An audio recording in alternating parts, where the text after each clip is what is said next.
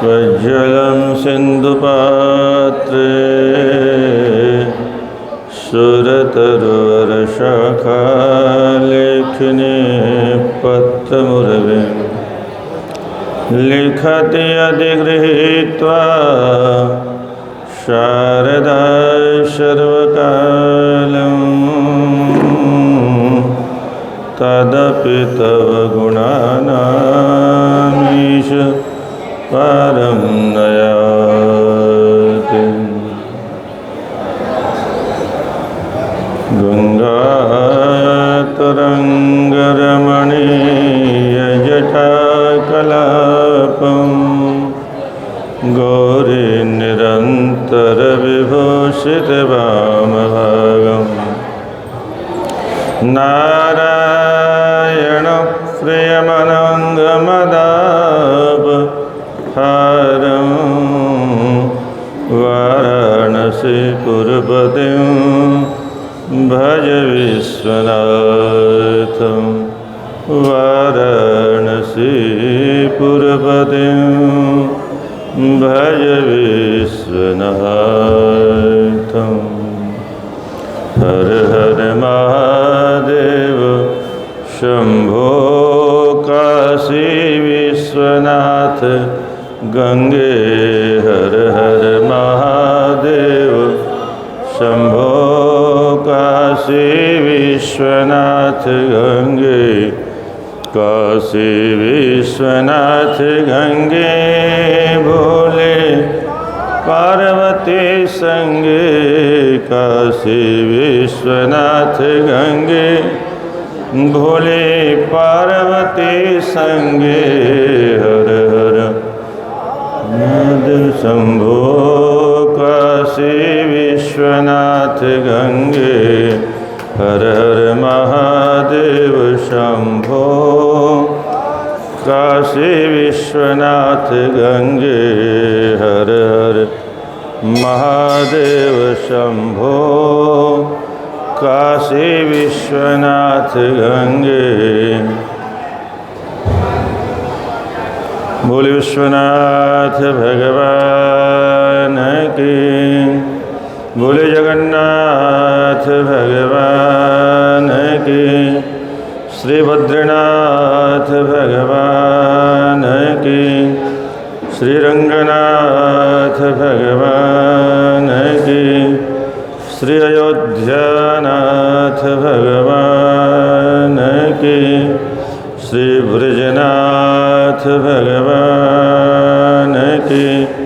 श्री लक्ष्मीनारायण भगवान की।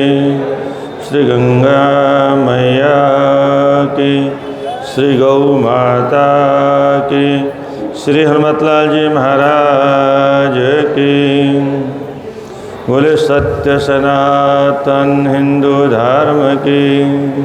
नमः पार्वती पतये हर हर महादेव।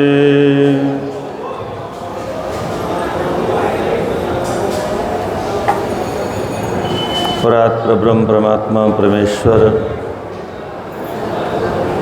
भगवान विश्वनाथ के श्री चरणों में बैठ करके हम आप कल कल निनादिनी कलि कलुष विभंजनी माँ गंगा की गोद में बैठ करके इस परम पावन न जाने कितनी कथाएं यहाँ हो चुकी हैं और किन किन महापुरुषों की कथाएं हो चुकी हैं। जहाँ बार बार कथा होती रहती है और बड़े बड़े महापुरुषों की कथाएं होती रहती हैं, वो स्थान सिद्ध हो जाता है। क्या है? और वैसे भी यहाँ पर कितने बटुक, कितने संत महात्मा और कितने वर्ष हो गए जब एक तल्ला बना हुआ था ये, तब से मैं देख रहा हूँ। क्या है? बाकी सब बाद में बना है।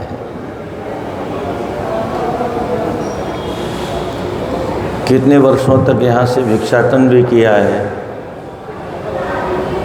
विशेषता ये है कि काशी में बैठ करके और विश्वनाथ की नगरी की महिमा का वर्णन करना ये बहुत ही टेढ़ा काम है, बहुत कठिन काम है।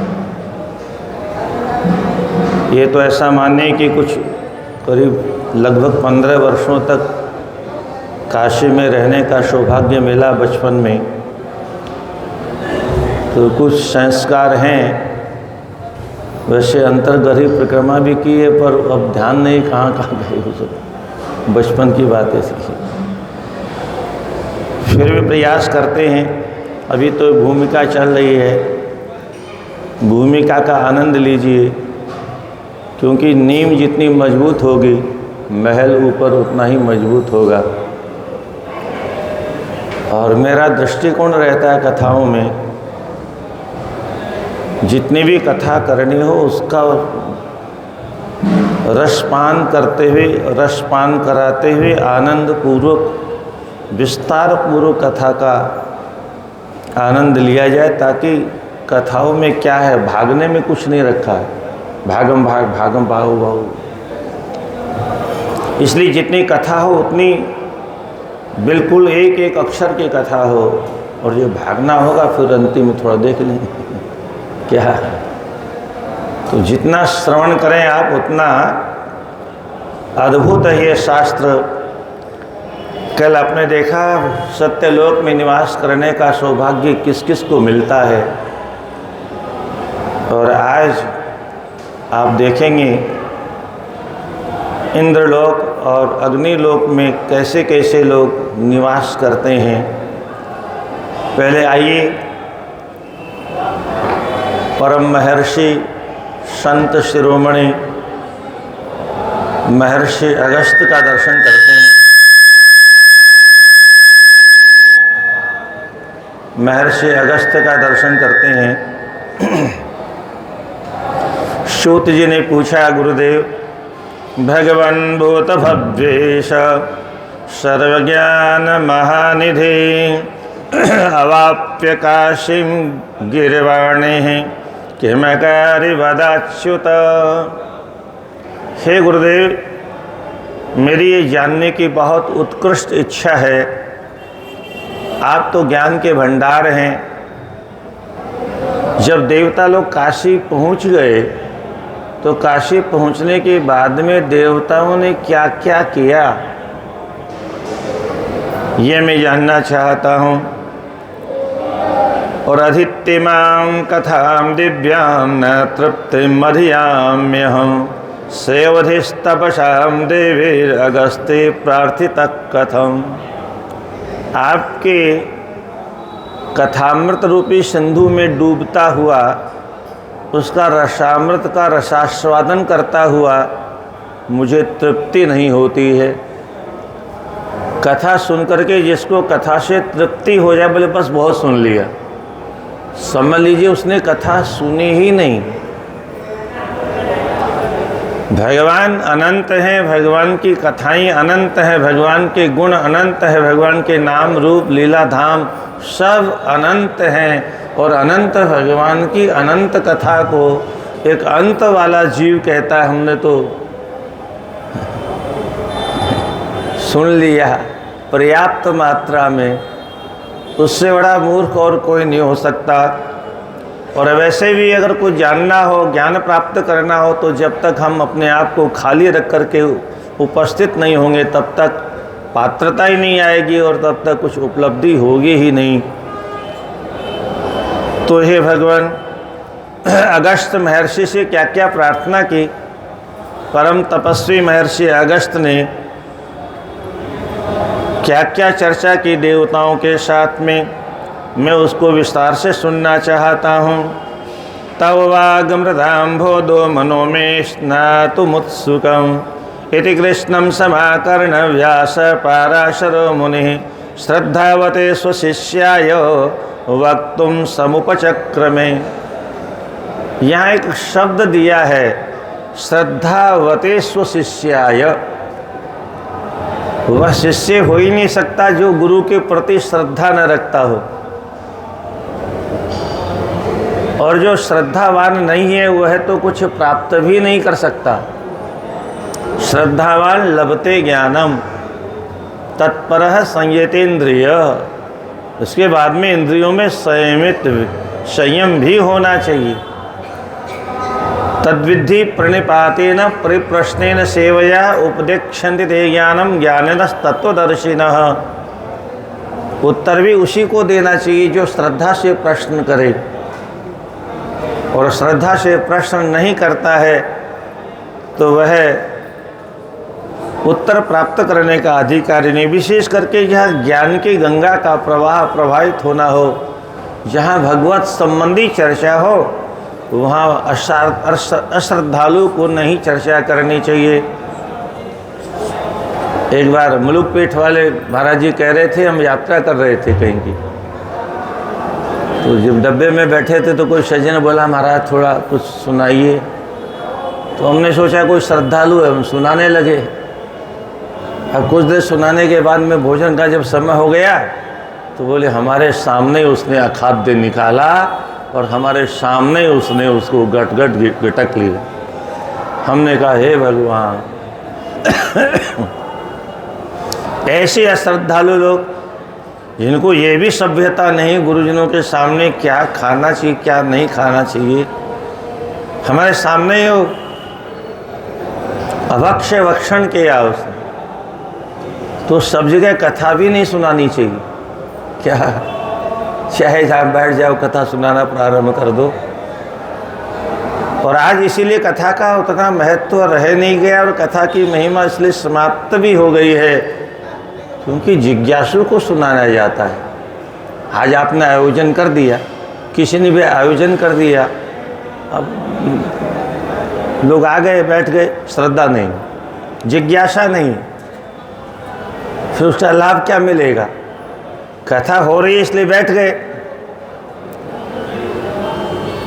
जब तक स्वयं हमको जिज्ञासा नहीं होगी, जब तक महापुरुषों के चरणों में स्वयं जाके बैठेंगे नहीं और स्वयं प्रश्न करेंगे नहीं, तब तक हमारी समस्याओं का समाधान नहीं होगा।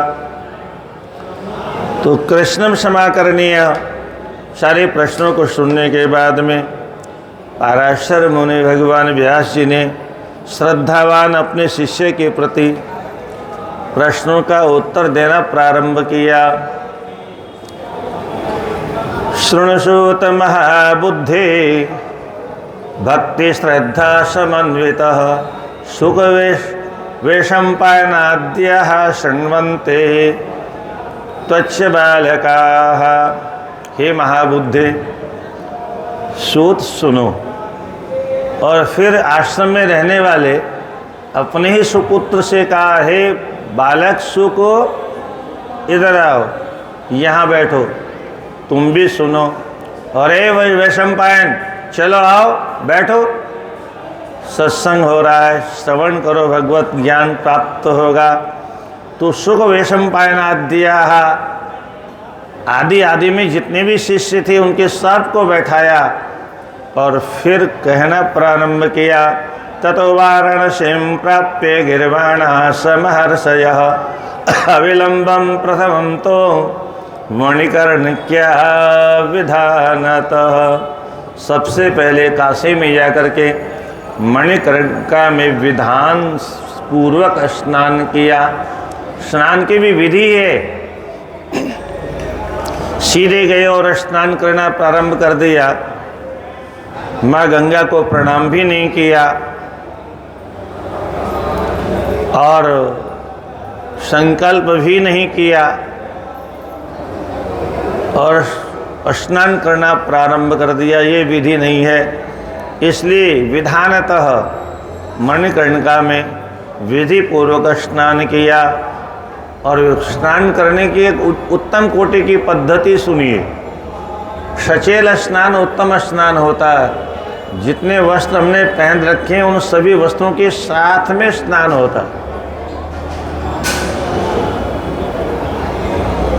सचेलमज्जाथ कृतसंध्यादि सत्क्रियाः संतर्प्य तर्प्यादि पित्तिं कुशगंधतिलोदके। स्नान करने के बाद संध्या वंदन किया। संध्या वंदन करने के बाद में देव तर्पण किया, ऋषि तर्पण किया, पितरों का तर्पण किया। किसी तीर्थ में जाओ, कम से कम घर में नहीं तो तीर्थों में तो तर्पण अवश्य करना ही चाहिए। माताओं को भी बिना मंत्र के तर्पण करना चाहिए।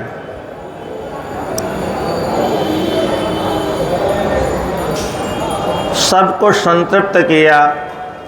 कुशगंध तिलोदके है। अब तर्पण करने की पद्धति में अगर कुशा हाथ में नहीं है तो तर्पण कैसे होगा? बिना कुशा के जल कैसे ग्रहण करेंगे पितर देवता लोग? तो देव तर्पण हो तो भी कुशा की आवश्यकता है, ऋषि तर्पण हो तो भी कुशा की आवश्यकता है, और पितृ तर्पण हो तो भी कुशा की आवश्यकता है। देव तर्पण में चावल की आवश्यकता है, ऋषि तर्पण में जौ की आवश्यकता है, और पितरों के तर्पण में तिल की आवश्यकता है। जितने अधिक तिल हम प्रदान करेंगे पितर उतने ही ज़्यादा प्रसन्न होते हैं। इसलिए तिल की कंजूसी नहीं करनी चाहिए। तर्पण में अधिक से अधिक तिल का प्रयोग करना चाहिए। तीर्थवासार्थिनः सर्वान् संतर्प्य च पृथक् पृथक् रत्ने हिरण्यवासोभिरश्वभरणधेनुभिः। और उसके बाद में सर्वान तीर्थवासी नाम, तीर्थ में रहने वाले सभी अभ्यर्थियों को उनकी इच्छा के अनुसार दान दिया। तीर्थ यात्रा में तीर्थ यात्रियों को क्या क्या करना चाहिए, अगर इसका ठीक से ज्ञान नहीं है तो तीर्थ यात्रा करना व्यर्थ है।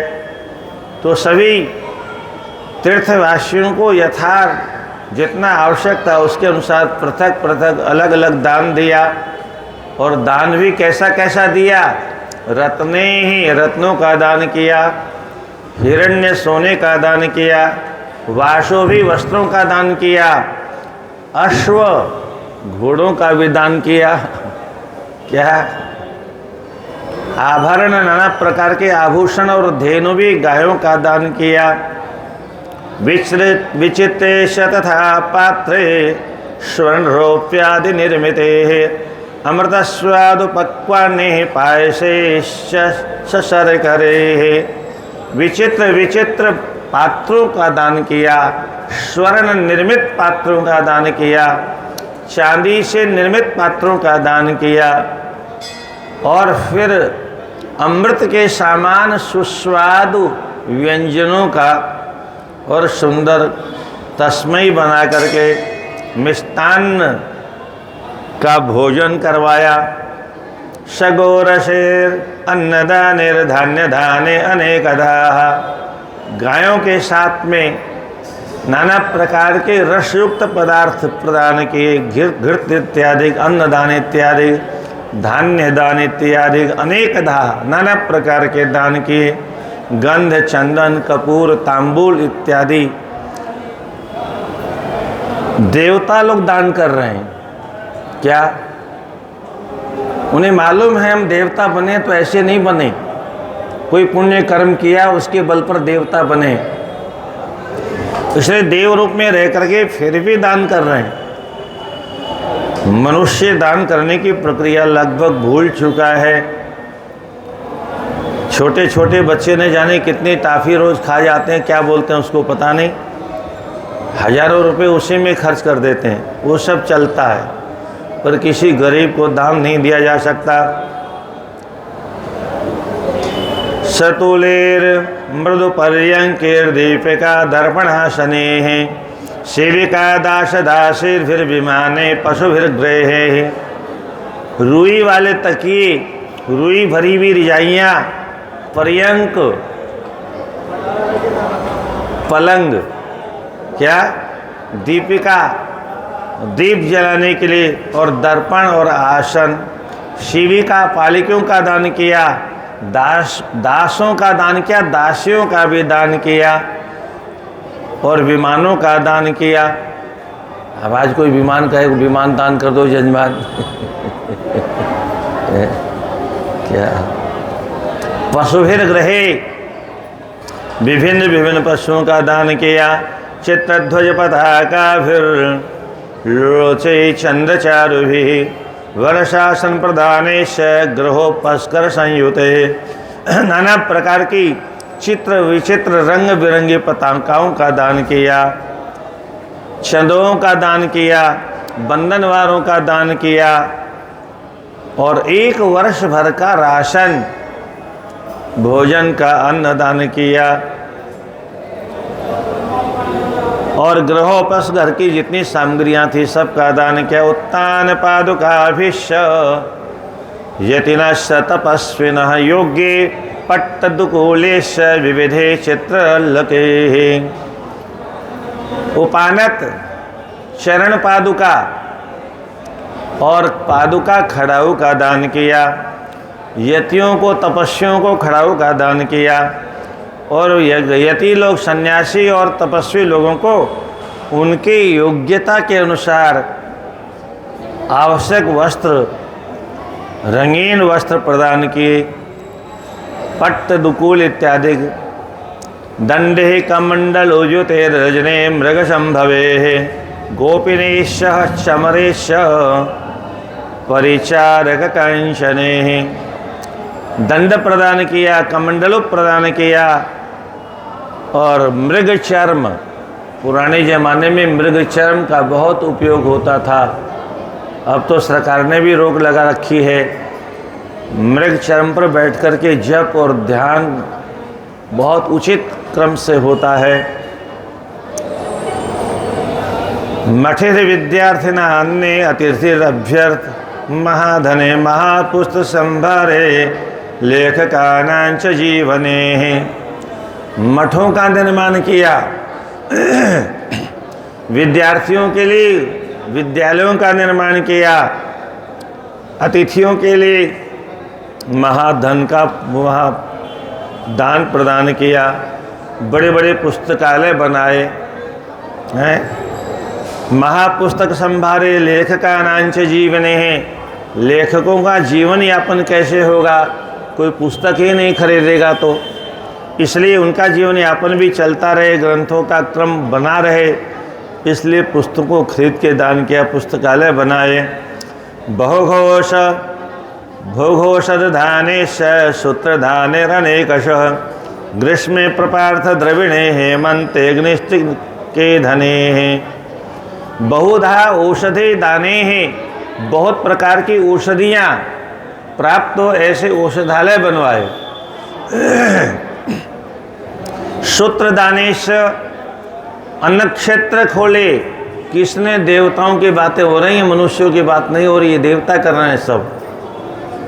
अनेकशः अनेक क्षेत्रों का निर्माण किया।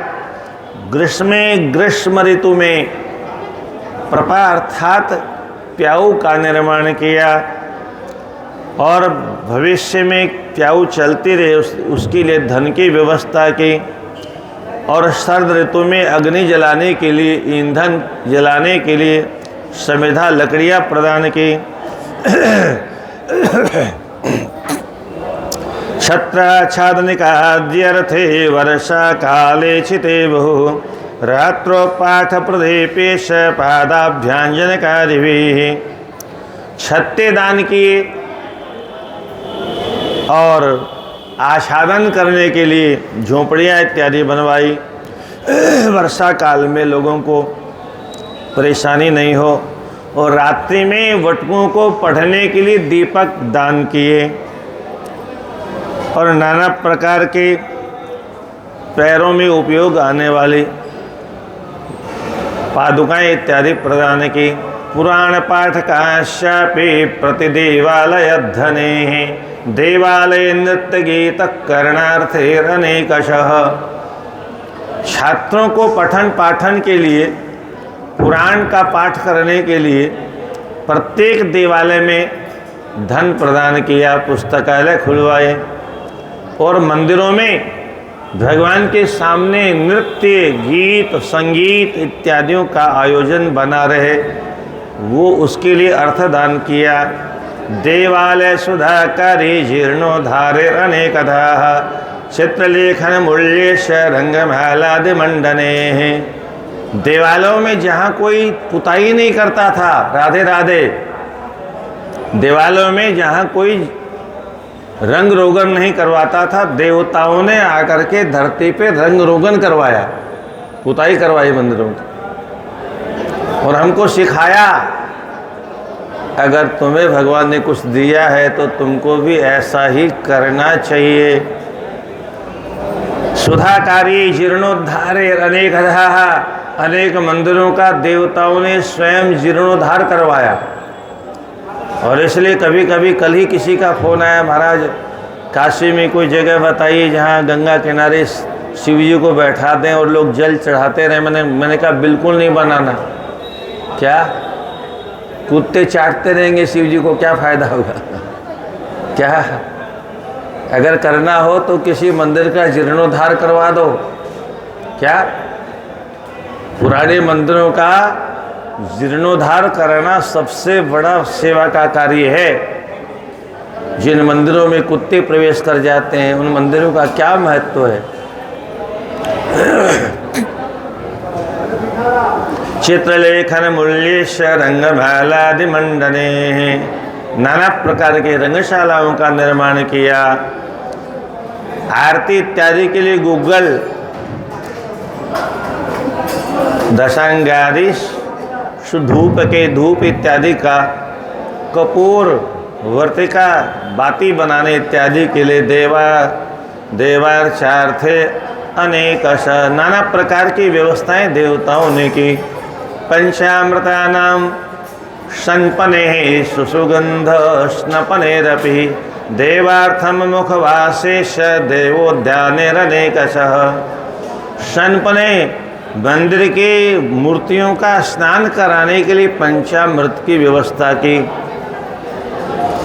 सुगंधित द्रव्यों की व्यवस्था की, मुखवासाद्य तांबुल इत्यादि की व्यवस्था की, और महापूजार्थ माल्यादि गुंफनार्थे स्त्रीकालतः मंदिरों में फूल बंगला इत्यादि बनवाया। ये देवता लोग सब स्वयं करके हमको शिक्षा देते हैं। शंख, भेरी, मृदंग इत्यादि बाजों की व्यवस्था की। शिवालयों में नित्य प्रति शंख, मृदंग, बाजे इत्यादि बजते रहें, ऐसी व्यवस्था की। घंटा, गुड़क, कुंभादि स्नानोपस्कर भाजने हैं। श्वेतेर्मार्जन वस्त्रे च सुगंधेर यक्ष कर्दमे हैं। घंटा बंधवाए और घड़े इत्यादि की व्यवस्था की भगवान भोलेनाथ के ऊपर जलेहरी के रूप में। स्नान करने के सारे साधन, पात्र इत्यादि। श्वेत भाजने मार्जने हैं, अंगोछा इत्यादि जहाँ भगवान का पूंछा इत्यादि करने के लिए सुगंधित द्रव्य आदि की व्यवस्था की। जप होमे स्तोत्र पाठे शिवनामोच्च भाषणे रास क्रीडादि संयुक्ते चलने सप्रदक्षिणे। जप करने वालों के लिए बैठने की व्यवस्था की, होम करने वालों के लिए यज्ञशालाओं की व्यवस्था की, स्तोत्र पाठ करने वालों के लिए बैठने की व्यवस्था की, और शिव नाम का संकीर्तन करने वालों के लिए व्यवस्था की। और एक और उत्तम बात लिखी है, रास क्रीडादि भी, रास लीला की व्यवस्था की। भोले बाबा को रास बहुत प्रिय लगता है। स्वयं गोपी बनकर के भोलेनाथ ब्रज में एक बार वो भोले भंडारे बन करके ब्रज नारे गोकुल में आ गए हैं। तो भोलेनाथ को रास बहुत प्रिय है, इसलिए काशी में रास लीला इत्यादि होने के लिए रास मंडप इत्यादि बनवाए। और संयुक्त चलने से प्रदक्षिणा करने की उत्तम व्यवस्था बनवाई। एमादिभिर रुदंडे क्रिया कांडिरनेकशः पंचरात्रमुषित्वा तो कृत्वा तीर्थाननेकशः।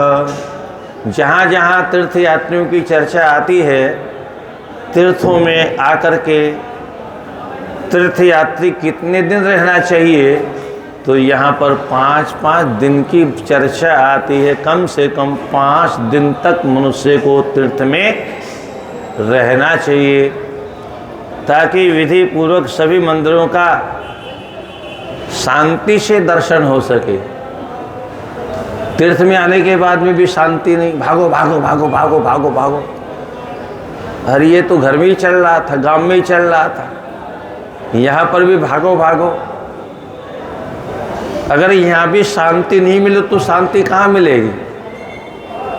इसलिए कम से कम 5 दिन तक तीर्थों में रहना चाहिए और विधि पूर्वक स्नान, संध्या, तर्पण आदि सारी प्रक्रियाएं, पंचकोशी इत्यादि की परिक्रमा करनी चाहिए।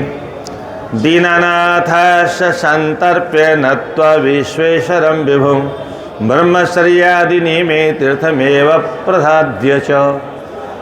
राधे राधे। इन सारे उपक्रमों को देख करके यह निश्चित होता है, इतना करने के बाद में मंदिर में जाने का अधिकार प्राप्त होता है।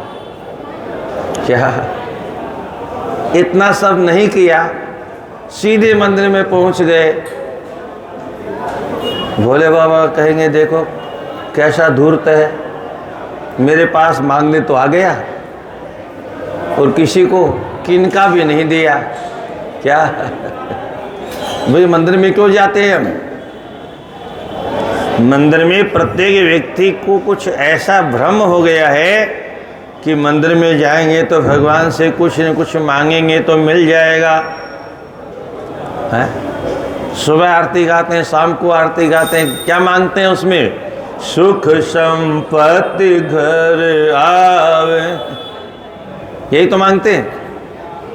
सुख संपत्ति घर आवे तुम न चले आना, तेरे लिए नहीं है मेरे घर में खाना, ओम जय जगदीश हरे।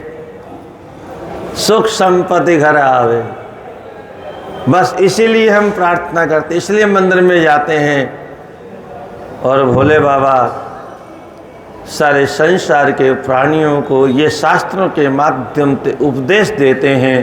मंदिर में जाने के लिए पात्रता तो आनी चाहिए पहले, और उस पात्रता के लिए इतना सारा कृत्य करना है, अपना तन भी शोधन हो, अपना धन भी शोधन हो, अपने मन का भी शोधन हो, अपने इंद्रियों का भी शोधन हो, तब मंदिर में जाने की पात्रता प्राप्त होती है। कुछ नहीं, मन भी शुद्ध नहीं है, तन भी शुद्ध नहीं है, धन भी शुद्ध नहीं है। धन शुद्ध कब होगा? जब दान करेंगे। मन शुद्ध कब होगा? जब जप करेंगे। तन शुद्ध कब होगा? जब सेवा करेंगे। हैं?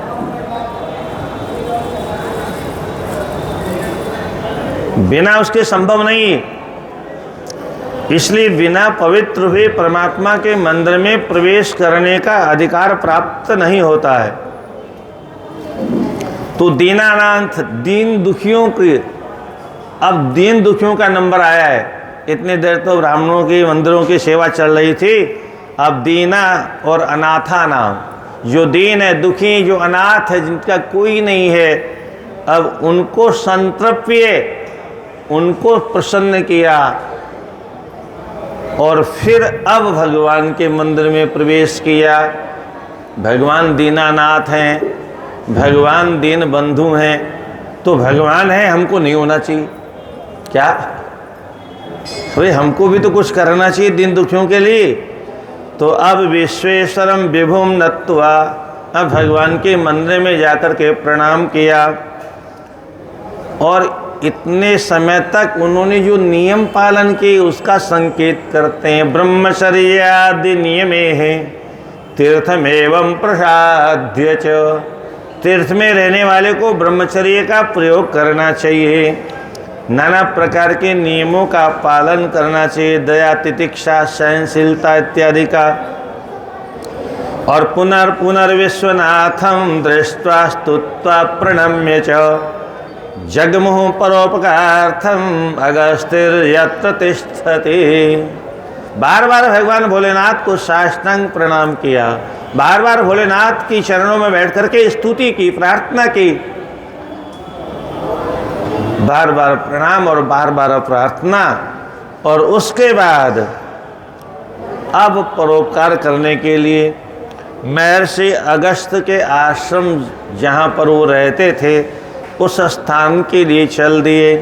स्वनाम्ना लिंगम आस्थाप्य कुंडम कृत्वा तदग्रतः शत्रुद्रीय सूक्तेन जपन निश्चलमानसः। जहाँ पर रह करके महर्षि अगस्त एकाग्रचित होकर के भगवान भोलेनाथ के मंदिर की प्रतिष्ठा करके और अपने ही नाम का लिंग स्थापन करके, और सामने कुंड, अगस्त कुंड है, वहाँ अगस्त कुंड में अब ठाकुर जी की सेवा पूजा कैसे होगी, तो कुंड के जल से वास्तव कुंड सब अशुद्ध हो गए, क्योंकि नालियों के जल मिल मिल करके सब भ्रष्ट हो गए, कुंड किसी काम के नहीं रहे। और उसके बाद में शत्रुद्रीय सूक्तेन, शत्रुद्री के द्वारा जप करते हुए विराजमान हैं। ऐसे दूर से महर्षि का दर्शन किया। तम दृष्ट्वा दूरतो देवा द्वितीयमेव भास्करम ज्वलज्वलन संकाशैर्रंके सर्वत्र सोज्ज्वलम। देवताओं ने दूर से दर्शन किया। कैसा अनुभव हुआ? आहा, कोई ज्वालामुखी विराजमान है, कोई दूसरे सूर्य जैसा तेज प्रतिभाषित हो रहा है। ऐसा द्वितीयमेव भास्करम, जैसे सूर्य भगवान एक तो ऊपर है और एक द्वितीय भास्कर के रूप में, अगस्त ऋषि के रूप में यहाँ धरती पर आकर के विराजमान हो गए हैं। ऐसा दर्शन किया। ज्वलन संकाशेर, रोम रोम से अग्नि निकल रही है। सर्वत्र सो, रोम रोम में अग्नि की लपटें निकल रही हैं। ऐसे महर्षि का दर्शन किया। आगे लिखा, साक्षात् किं बाणवाग्निर्वा मूर्त्या वे तप्यते तपः स्थाणुरन्यशलं तरम निर्मलम षण्मनो यथा। साक्षात बड़वाग्नि, ज्वालामुखी साक्षात मानो आके सामने उपस्थित है। ऐसा दिव्य दर्शन हुआ। स्थानों सूखे हुए ठूंठ के समान निश्चल भाव से विराजमान है। शरीर में किसी प्रकार की हलचल नहीं है, चंचलता नहीं है। जैसे संत महापुरुषों का चित्त हमेशा स्थिर रहता है, ऐसे महर्षि शांत चित्त से विराजमान थे। अथवा सर्वतेजांसिं श्रीत्विमां ब्राह्मणीं तनुं शीलयन्ति परम धाम शांतम शांत पदाप्तये। ऐसा लग रहा था जैसे साक्षात तप ही ने आकर के तपस्वी का भेष बना करके तपस्या करना प्रारंभ कर दिया। राधे राधे।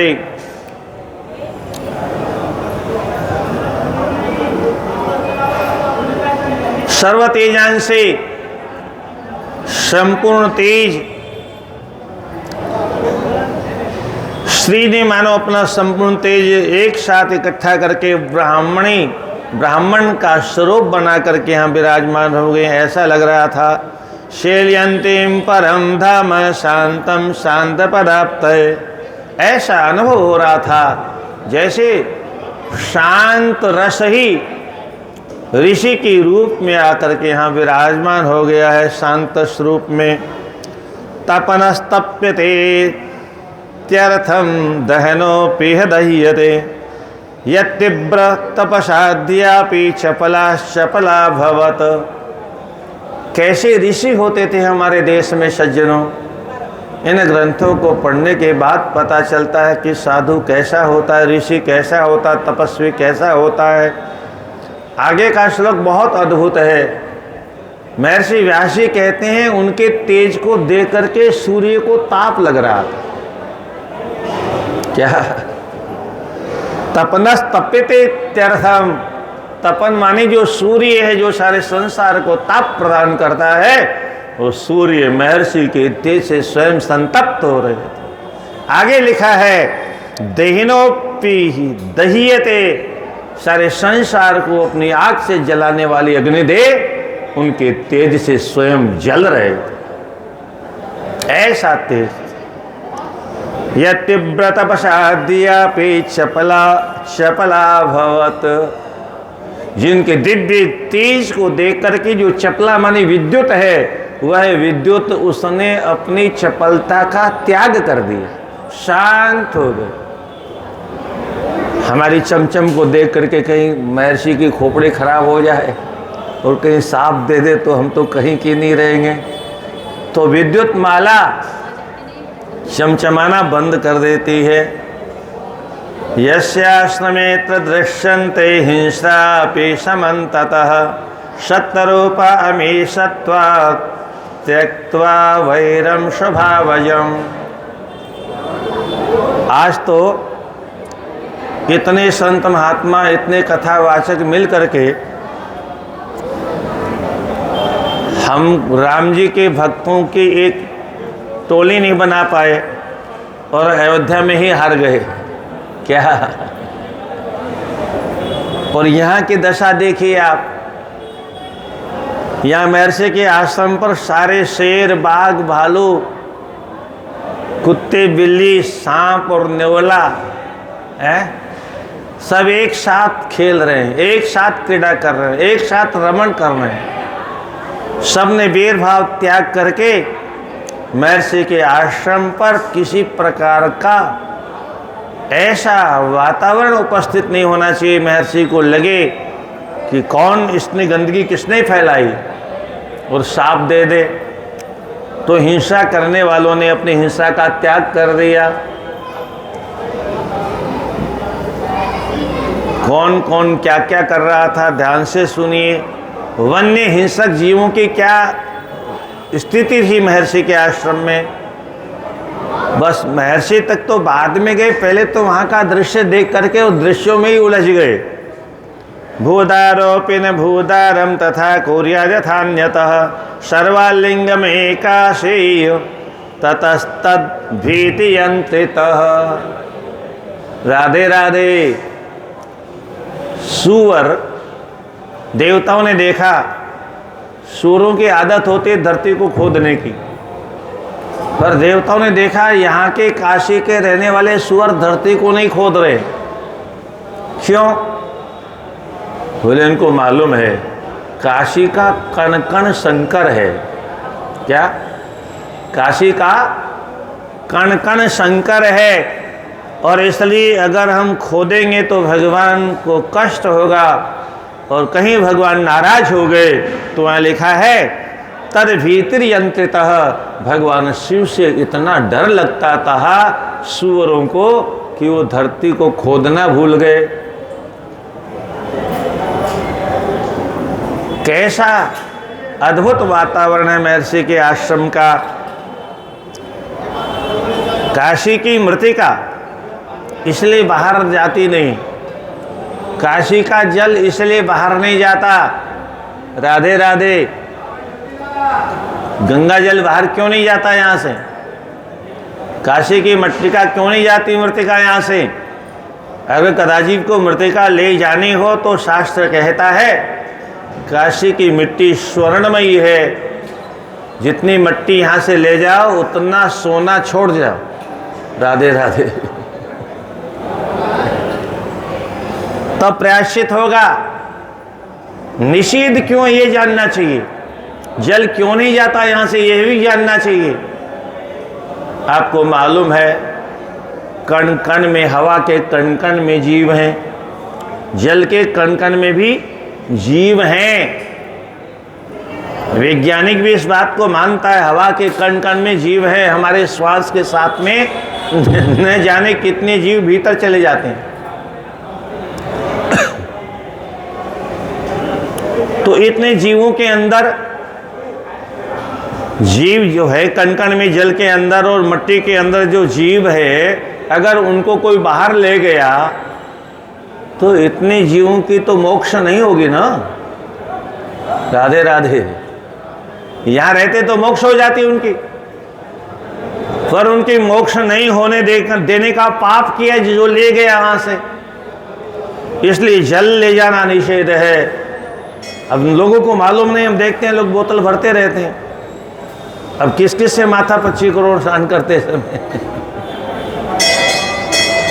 मिट्टी के कण कण में जीव है और उन जीवों को काशीवास मिलेगा एक दिन, और हमने पहले ही उनको काशी से वियोग कर दिया उनका, तो ये अपराध, ये दोष हमें लगेगा।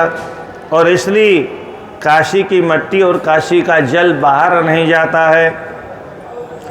क्रोडीकृत्य क्रोडपोतम तरक्षु कृत्य हो शार्दूल बालानुसार्य शार्दूली मेणत पोतक। अहो देखो कितना आश्चर्य, देवता एक दूसरे से कहते हैं, देखो देखो आश्चर्य देखो। क्या बोलिए, जो व्याघ्र है, इस व्याघ्र को देखो क्या कर रहा है। ये छोटे छोटे अपनी छोटी जाति के जो जीव जंतु हैं, हिरण इत्यादि है, उनके साथ में खेल कर रहे हैं, क्रीड़ा कर रहे हैं, किलोल कर रहे हैं, जबकि वो उनका भोजन है, खा जाना चाहिए देखते ही। पर यहाँ महर्षि के आश्रम के तपस्या का ऐसा प्रभाव है कि वहाँ हिंसक प्राणी भी अपनी हिंसा की वृत्ति को भूल जाता है। इसका तात्पर्य क्या है? एक साधु, एक संत, एक महापुरुष का प्रभाव कैसा होना चाहिए। जहाँ जंगल के जानवरों का स्वभाव बदल जाता हो, आज हम कथावाचकों ने, महात्माओं ने मिलकर के अयोध्या वासियों का दिल नहीं बदल पाए। हम क्या, कैसा दुर्भाग्य है। देशवासियों की छोड़ो, अयोध्या के आसपास के लोगों का क्या है ये कथा है। जब तक व्यापार के लिए होती रहेंगी तब तक इनका प्रभाव होने वाला नहीं है। हमारा उद्देश्य है व्यापार करना, हमको कोई और मतलब ही नहीं है। जब हम धन के लिए हाय हाय करने के लिए कथा वार्ता करते हैं, धर्म क्या होगा ये तो हमको पता ही नहीं। आज के अधिकतर कथावाचकों को धर्म की परिभाषा क्या होती है ये भी नहीं मालूम। फिर हम धर्म का प्रचार कैसे करेंगे?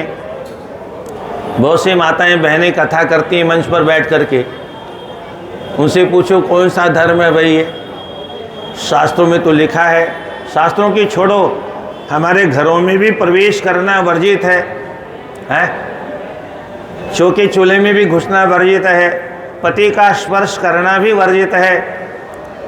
शिव पुराण में तो लिखा, इसमें भी आगे आएगा, 3 दिन तक अपने पति को भी अपना चेहरा नहीं दिखाना चाहिए।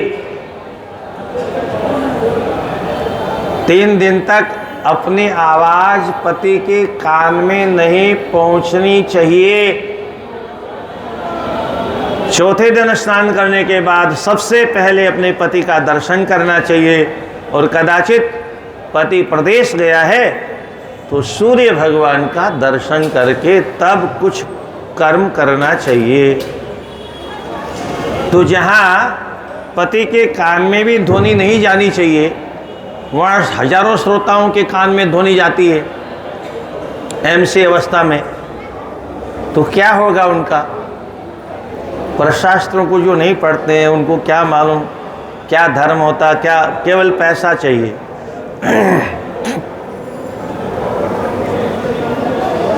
चलत पुच्छोपि पिबति फेनिदे नालनेन वे शपंतम लोम संभल्लम बानरम चलदंगुली।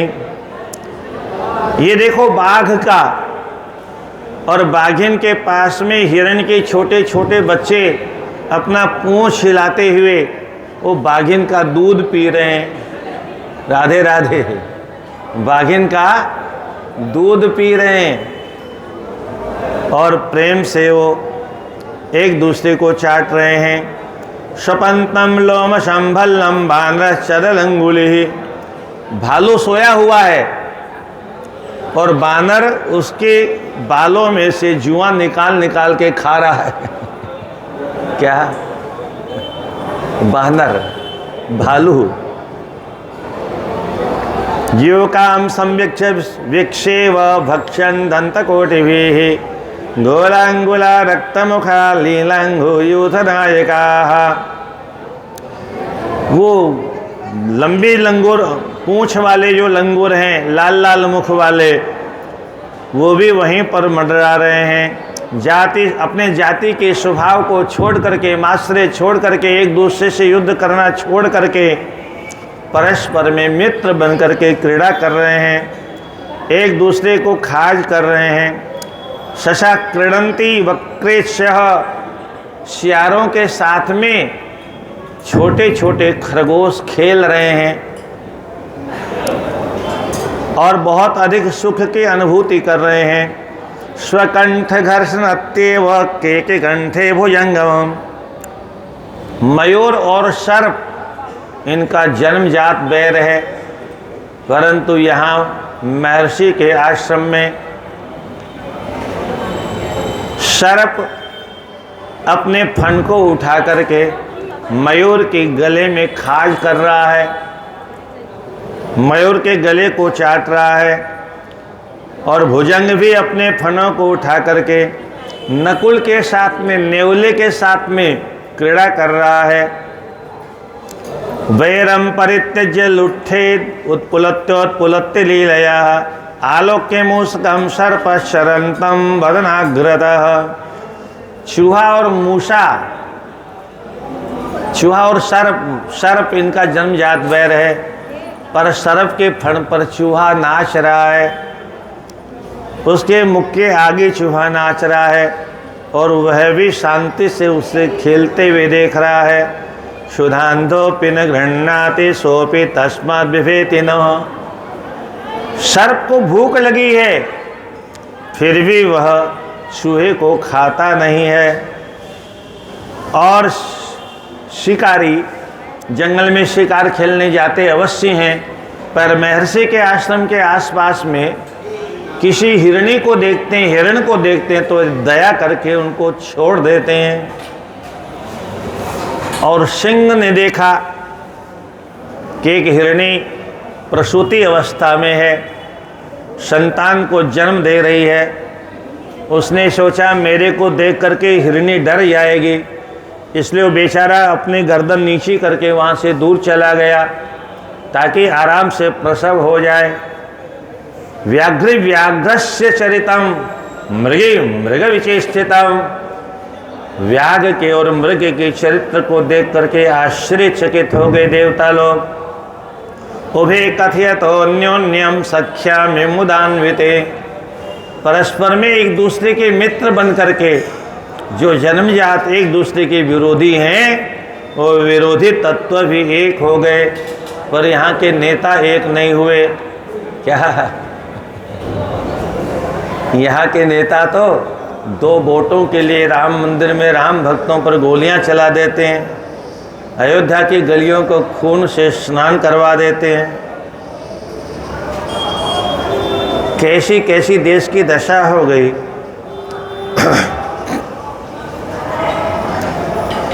उभे दृष्ट्वाप्युदंड कोदंडम सबरम सबरो मृगः दृष्टो न वर्त्म त्यजते सोपि कंडवते पितत। सिंह को देख करके हिरण अपना रास्ता नहीं बदलता है, सिंह के सामने नृत्य करता है और सिंह भी प्रेम से उसके बालों में खाज करता है।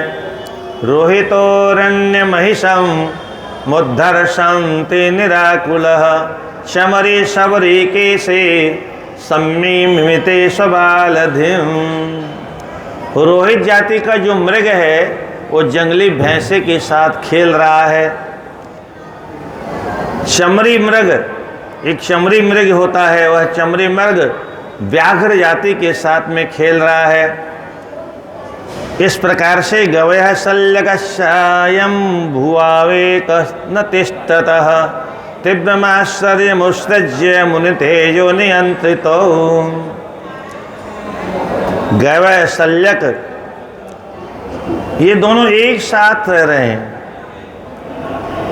तीव्र आश्चर्य को छोड़ करके मुनि के तेज के कारण नियंत्रित हो गए हैं। यानी सारे विरोधी तत्व एक साथ इकट्ठे हो गए। ये ऋषि का प्रभाव है। आज ऐसा कोई ऋषि, कोई संत, कोई महात्मा मिल जाए तो देश में सारे हिंदुओं को एक करने की स्थिति प्राप्त हो सकती है, अन्यथा तो इस देश का क्या होगा भगवान जाने। तृण्वन्ति तृणगुल्मादिन छापदास्तापदापहं लोकद्वय दुखहं हि धिग्मासस्य भक्षणम्। जो मांस भक्षण करने वाले जीव हैं उन्होंने मांस भक्षण करना छोड़ दिया। यह ऋषि के तपस्या का प्रभाव। वो जंगली घास खाने लग गए। जो मांस खा करके अपना जीवन यापन करते थे वो महर्षि अगस्त्य के आश्रम में तृण गुण्मादिनी तृणवंती, तृण और गुल्म इत्यादि का भक्षण करने लग गए। और वो आपस में कहने लग गए एक दूसरे से, आज से हमने मांस खाना छोड़ दिया। धिक्कार है मांस खाने वाले को। लोकद्वय दुखम, मांस खाने वाले का यह लोक भी बर्बाद हो जाता है और परलोक भी बर्बाद हो जाता है।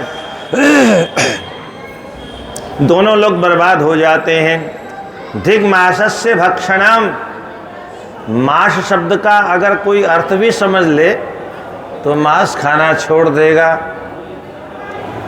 पर संस्कृत कोई पढ़ता नहीं, व्याकरण कोई पढ़ता नहीं, अर्थ समझेगा कहाँ से। दो अक्षर हैं माँ और श। माँ माने मुझको, श माने वह। माँ माने मुझको, श माने वह। मांसः भक्षति लोके, मांस कहता है मुझे वह खाएगा, और जो मुझे खाएगा वह कहता मैं भी तम भक्ष्याम्यहम्, उसको मैं भी खाऊंगा। मांसः भक्ष्यति, जो मुझे खाएगा, स माम, मुझे खाएगा तो मैं भी उसको छोड़ूंगा नहीं। ये माँ शब्द की व्युत्पत्ति की है हमारे महापुरुषों ने, तो हम नहीं जानते इसलिए खाते हैं। और आजकल हम स्वयं जो खाने वाले तो खाते ही खाते, जो नहीं खाने वाले हैं उनको होटल का नाम बदल के खिलाते हैं क्या। और कुछ करने को कोई सरकार तैयार हो जाए तो हमारा काले कोट वाले बीच में आ जाते हैं क्या। योगी जी ने नाम प्लेट लिखवाई, सबकी, कोर्ट कहता है कोई ज़रूरत नहीं, सबको सब अधिकार है, हैं? खाद्य पदार्थों में थूकोगे, खाद्य पदार्थों में गायों का मांस मिला मिला के होटलों में खिलाओगे, हिंदुओं की बुद्धि भ्रष्ट करोगे। पर देश में कानून अंग्रेजों का बनाया हुआ है, क्योंकि हम सब तो हिंदू तो हिजड़े हैं सब, इसलिए कोई भी कानून यहाँ चलेगा, कोई विरोध करने वाला नहीं है। कश्मीर से हिंदुओं को भगाया गया, अगर इस देश का पूरा हिंदू खड़ा हो जाता तो उसी समय बच जाते हो, पर किसी ने चूं भी नहीं किया। हमसे क्या मतलब, एक दिन तुम्हारा भी नंबर आएगा। वीडियो बनाने वाले बहुत मिल जाते हैं, किसी को मारपीट लोग करते रहते हैं ना, तो सैकड़ों 200 आदमी वीडियो बनाते हैं और वो चिल्ला रहा है बचाओ बचाओ, उसके पास में बचाने वाला कोई माई का लाल नहीं जाता। ऐसी मानवता की हत्या हो गई, मनुष्यता ऐसी मर गई है। वीडियो बनाना उससे हम बड़े आदमी हो जाएंगे, मर जाए तो मर जाए, हमसे क्या मतलब, हमको तो वीडियो बनाना। ये ऐसा मोबाइल हाथ में आया राक्षस, मनुष्यता की मानवता नष्ट हो गई है। कहाँ जंगली जानवरों का ऐसा स्वभाव और कहाँ मनुष्य की आज की मनुष्यता, गिरता हुआ उसका स्वभाव और उसका चरित्र। यस्वार्थं माश पचनं कुरुते पापमोहितः यस्य रोमाणि तावत् स नरकं वसेत, तावत् स नरके वसेत। मांस जिस किसी पशु का मनुष्य खाता है, यहाँ व्यासी कहते हैं हे सूत, उस पशु के जितने रोए होते हैं उतने वर्षों तक वह नरक में रहता है। क्या गाय खाने वालों को नहीं मालूम और कुछ खाने वालों को नहीं मालूम इसके शरीर में कितने रोए हैं? जितने रोए हैं जिस पशु को मार के मनुष्य खाता है उतने ही वर्षों तक उसे नरक में रहना पड़ता है।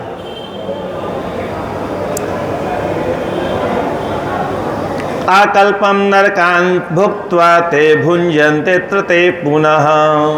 और आकल्प एक कल्प पर्यंत नरकों में रहने के बाद में फिर वो इसी लोक में आकर के निवास करते हैं। पर प्राणेस्तु ये प्राणन स्व प्राण पुष्णन्ति दुर्धियः। जो दुष्ट बुद्धि वाले हैं, सद्बुद्धि वाले तो ऐसा काम करते नहीं हैं, इसलिए व्यास जी कहते हैं दुर्धियः। दुष्ट बुद्धि जिनकी है, दुष्ट बुद्धि किनकी है? जिन्होंने शास्त्रों का अध्ययन नहीं किया। बुद्धि कहाँ से आएगी? पढ़ने लिखने से आएगी। अब अंग्रेजों की पुस्तक पढ़ोगे तो वैसी उतनी बुद्धि आएगी जितनी उसमें लिखी हुई है। पर हमारे शास्त्रों का पठन पाठन आवश्यक है, वो बंद हो गया। तो मनुष्य बुद्धिमान व्यक्ति को चाहिए कि वो अपने प्राणों की रक्षा करने के लिए किसी प्राणी की हिंसा नहीं करे। अन्यथा प्राणी की हिंसा करने वाला व्यक्ति एक कल्प तक, एक कल्प का मतलब ब्रह्मा जी का एक दिन, जिसमें 14 बार मनु बदल जाते हैं, 14 बार इंद्र बदल जाते हैं, 14 बार सप्त ऋषि बदल जाते हैं, इतना बड़ा दिन होता।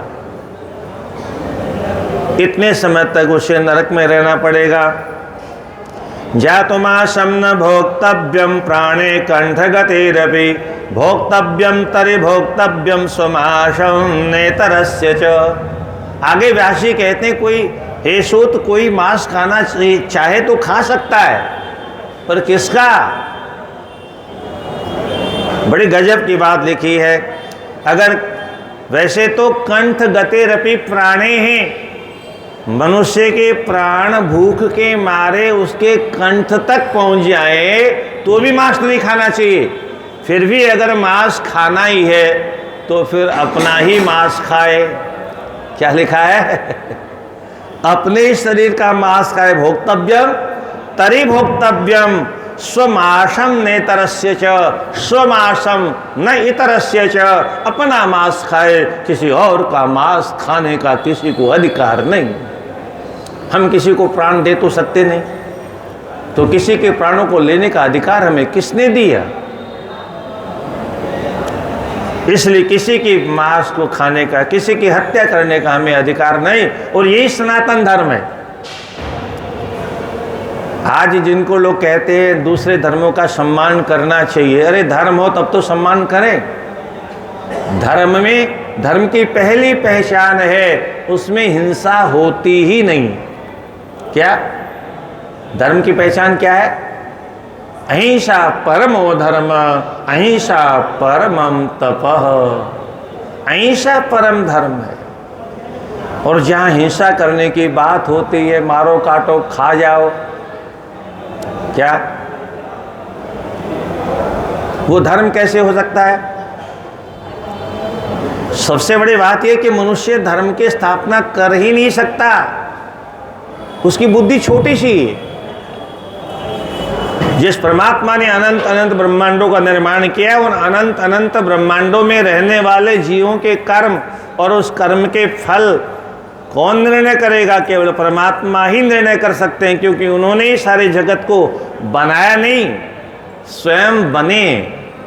क्या ऐसा कहना ठीक नहीं कि उन्होंने बनाया, काहे से बनाया, उनके अलावा कोई था ही नहीं, तो स्वयं बन गए।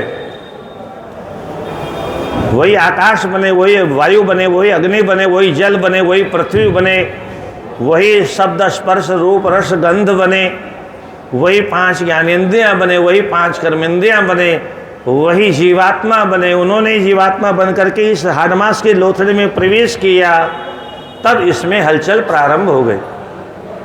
और जिस दिन वो संकल्प कर लेंगे अब इस गाड़ी को नहीं चलाना है, तो फिर राम नाम सत्य हो गए। इतनी सी बात है। ठीक ठीक अगर शास्त्रों का हमने अध्ययन किया हो, ठीक ठीक संतों का हमने संग किया हो, तो मैं और मेरा, तू और तेरा नाम का कोई शब्द है ही नहीं संसार में। राधे राधे। ये तो केवल व्यवहार के लिए है। मेरा और तेरा ये व्यवहार के लिए है, मैं और तुम ये व्यवहार के लिए है मात्र। क्योंकि यहाँ न तो मैं कोई है, न कोई मेरा है, न कोई तू है, न कोई तेरा है। इस शरीर के अंदर हम विचार करें तो मैं हम किसको कहते हैं? कभी विचार करिएगा बैठ करके, इसमें मैं क्या हूँ? मैं हाथ हूँ कि मैं पैर हूँ कि मैं खोपड़ा हूँ, मैं दांत हूँ कि मैं पेट हूँ कि आँख हूँ कि नाक हूँ कि कान हूँ कि इतने बाल हैं, उन बालों में से कोई एक बाल हूँ, मैं मांस हूँ इसमें से कि मज्जा हूँ कि रक्त हूँ, मैं हड्डियाँ हूँ, अथवा मैं इसमें रहने वाला जो मल और मूत्र है वो हूँ? क्या हूँ मैं?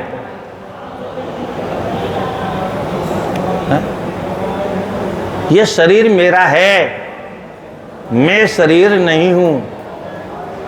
ये बोलने वाला कोई और है, मेरा मेरा, और जो बोलने वाला है वही वह है जो इसमें बैठ करके बोल रहा है, देख रहा है, सुन रहा है, समझ भी रहा है, समझा भी रहा है, कह भी रहा है और सुन भी रहा है। वो केवल एक ही तत्व है जगत में। एक तत्व के अलावा एकम सद विप्रा बहुधा वदंती। परमात्मा एक ही है। एक ही परमात्मा को विविध रूपों में कहा जाता है। जैसे सोना, सोना तो सोना है। अब कोई कुंडल कह दो, चाहे नथ कह दो, चाहे बाली कह दो, चाहे हार कह दो, वो जोहरी की नज़र में सोना है। सोने के अलावा कुछ भी नहीं। मट्टी का बना हुआ हर पदार्थ, मट्टी के अलावा कुछ भी नहीं। ऐसी परमात्मा के द्वारा बना हुआ यह संपूर्ण ब्रह्मांड, अनंत अनंत ब्रह्मांड परमात्मा के अलावा कुछ भी नहीं। अज्ञान के कारण हम मैं और तू, मेरा और तेरा लड़ना झगड़ना, हाय हाय, ये सब चलता रहता है।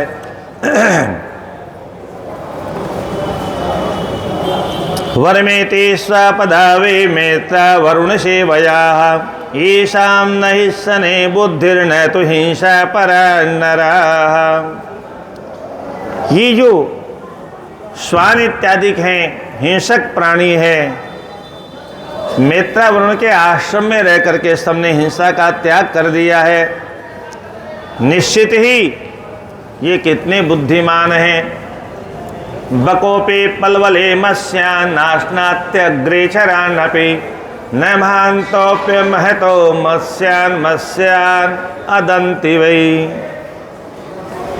एक बगुला, बहुत से बगुले हैं जो सरोवर में और नदी के किनारे घूम रहे हैं, सामने मछलियां भी खेल रही हैं, पर बगुला किसी मछली को निगलता नहीं है और छोटी मछलियों को बड़ी मछलियां खाती नहीं हैं। एकतः सर्वमांसानि मत्स्यमांसं तथैकतः स्मृति स्मृतेति किन्त्वेभिर् अतो मत्स्यान् हन्त्यमी जहत्यमी। एक तरफ सारे संसार के जीवों का मांस रख दो और एक तरफ मछली का मांस रख दो, दोनों एक ही जैसे होते हैं। किंतु स्मृति स्मृते इति ही, स्मृतियों में ऐसा निर्देश किया गया है, मत्स्यान जहत्यमी, इनका मांस नहीं खाना चाहिए, मत्स्य अर्थात मछली का मांस नहीं खाना चाहिए। शयनोपि वर्तिकां दृष्ट्वा भवत्ते शपराङ्मुख चित्रमत्रापि मधुपान् भ्रमन्ति मलिनाशयाः। शयन बाज पक्षी आकाश में रह करके नीचे के जीवों को पकड़ लेता, उसने भी हिंसा का त्याग कर दिया है। यहाँ पर बड़े बड़े भ्रमण कर रहे हैं, परंतु वो मदिरा पर लंपट होने वाले, मधु पर लंपट होने वाले मधु यहाँ पर मधु पीना अर्थात पराग का पान करना भूल गए। मधुपा एव गायन्ते भ्रांति भाज पुनः पुनः, वो केवल गुणगान कर रहे हैं, मानो भगवान की स्तुति कर रहे हो। अतएव पुराणेषु गाथेति परिगीयते स्फुटार्था न पुराणज्ञ ज्ञात्वा तत्त्वं पिनाकिनः। भगवान भोलेनाथ की जो भक्त हैं वो शास्त्रों के पुराणों के अर्थ को ठीक से जानते हैं, और जो जानता है वो क्या कहता है। श्रुति कहती है, यहाँ श्रुति की एक पंक्ति दे रखी है, उसको सुनिए आप। क्वमांश क्वमांशम क्व शिवे भक्तिर क्व मध्यम क्व शिवार्चनम मध्यमा शरतानांच दूरे तिष्ठति शंकर। कहाँ तो मांस और कहाँ भोलेनाथ, दोनों का क्या मेल है? कहने का तात्पर्य क्या है? बोलो मांस खाने वाला शिव भक्त नहीं हो सकता, और जो शिव भक्त है वो मांस नहीं खा सकता। कहाँ तो शिव जी की भक्ति और कहाँ मांस खाने की भक्ति।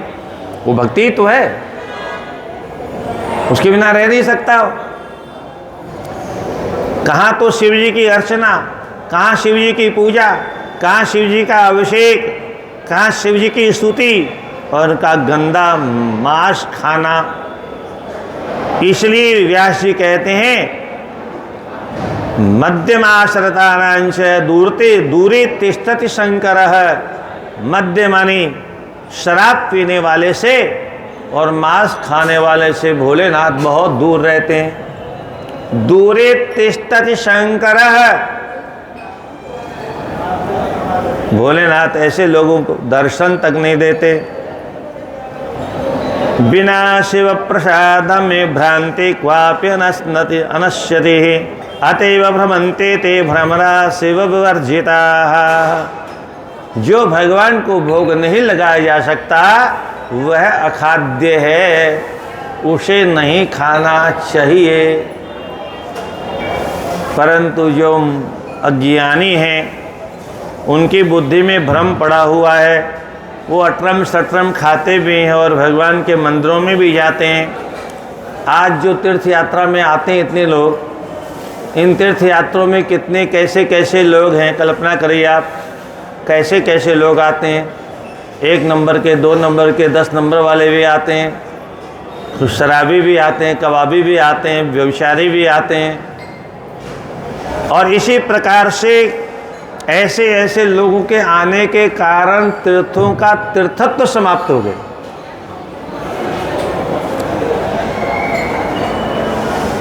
जैसे लोग आएंगे वैसा ही दान पुण्य होगा, और वैसा ही दान पुण्य ब्राह्मण खाएंगे, तो ब्राह्मण की बुद्धि कहाँ चली जाएगी?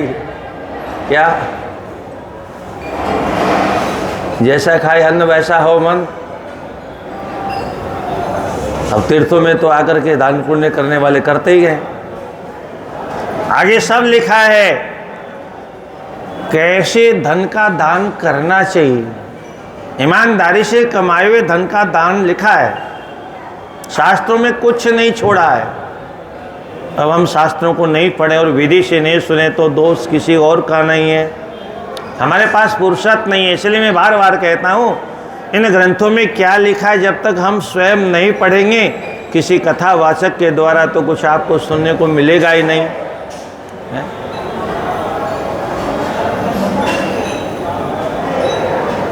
2 साल पहले सर यहीं पर शिव पुराण हुआ था, 3 दिन का शिव पुराण का दर्शन नहीं हुआ कैसा होता है, शिव पुराण का एक श्लोक नहीं सुनने को मिला कैसा होता है। और रामायण की चौपाई से शिव पुराण की कथा हो गई। कितनी हिम्मत है काशी में आकर के। काशी वाले तो सुनते नहीं, यहाँ तो सब सिद्ध लोग हैं। तीर्थों में रहने वाले सब सिद्ध होते हैं। यहाँ का एक श्रोता 1000 श्रोता के बराबर होता है।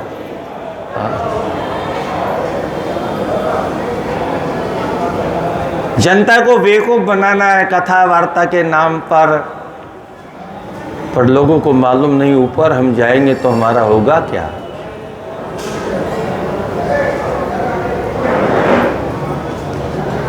ज्ञात्वा क्षेत्रस्य माहात्म्यं यो वशेत् कृतनिश्चयः तं तारयति विश्वेषु जीवंतम अथवा मृतम।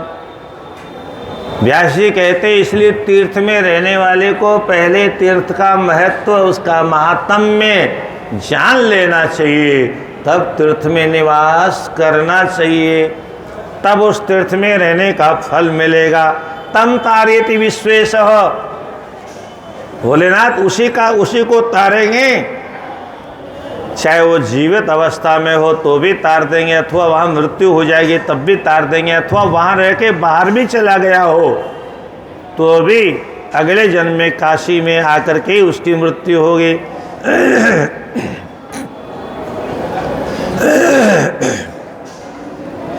ये तो विश्वसरेणे तिर्यंचोप्यत्र वासिनः निधनावसरे मोच्या तारकस्योपदेशतः।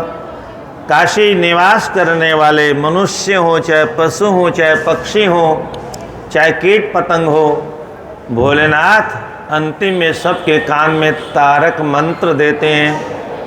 ये तारक मंत्र क्या है? राम नाम है। भगवान राम का नाम भोले बाबा कान में देते हैं, तो तारता कौन है? भगवान का नाम तारता है। काशी में भी मरेगा तो तारेगा कौन? भगवान राम का नाम ही तारेगा। भोलेनाथ राम के नाम के बल पर जासु नाम बल करऊं विश्व की काशी मरत जंतु अवलोकी जासु नाम बल करऊं विश्व की। जिसके नाम के बल पर मैं उसको शोक रहित कर देता हूं। इसलिए क्षेत्र की महिमा का ज्ञान होना चाहिए। अविमुक्त रहस्य ज्ञा मुच्यन्ते ज्ञानिनो नराः अज्ञानिनो पतिर्यंचो मुच्यन्ते गत किल्बिषाः। जो काशी का महत्व जानता है, अविमुक्त क्षेत्र की महिमा जो जानता है, ऐसे ज्ञानी लोग ही काशी में रहने के अधिकारी हैं। अन्यथा व्यर्थ में तीर्थों में पाप नहीं करना चाहिए। इत्याश्चर्य परादेवा यावद्यांत्याश्रमं मुने तावत् पक्षिकुलं दृष्ट्वा वृषं मुमुदिरे पुनः। इस प्रकार से काशी में रहने वाले महर्षि अगस्त के आश्रम के निकट में रहने वाले जितने जीव जंतु हैं, तिरेक है, पशु पक्षी हैं, सबकी नाना प्रकार की परस्पर की क्रीड़ाओं का दर्शन करते हुए, आनंद की अनुभूति करते हुए, फिर वही दोबारा उसी की चर्चा। सारसो लक्ष्मणा कंठे कंठमाधाय निश्चल मन्यामहे निद्राति ध्यायेद् विश्वेश्वरम किल। सारस अपनी मादा के साथ में उसके कंठ में अपना कंठ लगा करके अपने ध्वनि के माध्यम से मानो भगवान शिव की स्तुति कर रहे हों। और कंडूयमाना वरटा स्वचंचु पुटकोटिभिः हंसम काममानं तुम वारेत पक्ष धुन्ननेः। वरटा हंसी, हंसी जब हंस को देखती है, ये मुझे देख करके कुछ कामुक हो गया है, और तब हंसी कहती है, अरे मूर्ख क्या कर रहे हो? ये महर्षि अगस्त का आश्रम है, ये काशी का पवित्र स्थल है, यहाँ पर अपने आप को संयमित रखो। इस प्रकार से पक्षी आपस में चर्चा करते हैं। यहाँ ऋषि की महिमा के कारण यहाँ के पशु भी तीर्थ में मर्यादा का त्याग नहीं करते। आज का मनुष्य मर्यादा नहीं जानता। निरुद्धमानो चक्रेण शक्रिंकित भाषणे वदतीति किमत्रापि कामिताम कामिनाम वरः। चक्रवाक अपनी चक्री से किंचित कुछ कहता है, तब वो चक्रवाकी कहती, अरे देवता, यहाँ पर भी तुम्हारे अंदर काम का प्रवेश हो गया, यहाँ संयम से रहो। इस प्रकार से कलकंठ कलोत्कंठम मंच गुंजति गुंजगः ध्यानस्तशोष्यति मुनि पारावत्येति वार्यते। कलकंठ कलकंठी से, और वह भी निषेध करते हुए ध्यानस्थ होकर के भगवान भोलेनाथ का ध्यान कर रहे हैं। के काम परित्यज्य मौनम तिष्ठति तद्भयात्। महर्षि के आश्रम में मयूर ने उच्च स्वर में बोलना बंद कर दिया, मौन हो गया। मानो महर्षि की तपस्या में, महर्षि के भजन पूजन में कोई विघ्न हो गया तो अनर्थ हो जाएगा। चकोर चक्र का भोक्ता नक्त व्रत में वास्थितः। चकोर और चकवी दोनों व्रत मानो कर रहे हैं। पठन्ति सारिकासारम सुखम संबोध्यत्य हो अपारावार संसारम सिंधु पार प्रदस्यव। एक सुख को सारिका कहती है, अरे मेरे देवता, मेरी बात ध्यान से सुनो। ये संसार अपार भव सागर है। इस भव सागर से भगवान भोलेनाथ ही जीव का उद्धार कर सकते हैं। कोकिला कोमलालापे कलियन किल काकलियं। कोकिला अपनी कोमल वाणी से, अपने कोकिल पक्षी से यही कहती है, काशी में रहने वाले को हमेशा भगवान भोलेनाथ का भजन करना चाहिए। मृगाणाम पक्षिणाम मिथ्यम दृष्ट्वा चेष्टा त्रिविष्टपम। इस प्रकार से जीव जंतु के नाना प्रकार के विचित्र चित्र विचित्र चेष्टाओं का दर्शन करते हुए देवता लोग महर्षि के आश्रम में प्रवेश करते हैं और प्रवेश करते हुए कहते हैं, वरमेते पक्षी मृगाः पशवः काशीवासिनः येषां न पुनरावर्तिर्न देवा न भवर पुनर्भवाः। देवता लोग अपना माथा पीटते हैं। ध्यान से सुनिए, देवता लोग अपना सर पीट के कहते हैं, हाय हाय, ये काशीवासी, ये जीव जंतु कितने भाग्यशाली हैं, क्योंकि ये काशीवासी हैं और काशी में इनकी मृत्यु होगी तो निश्चित ये मुक्त हो जाएंगे। और हाय हाय, हमारा दुर्भाग्य देखो। देवता कह रहे हैं, हमारा दुर्भाग्य देखो, हम देवता तो हैं पर चूंकि हमारी मृत्यु यहाँ नहीं होगी इसलिए हमको मुक्ति का अवसर नहीं मिलेगा। हमको तो इसी भवसागर में दोबारा आना पड़ेगा।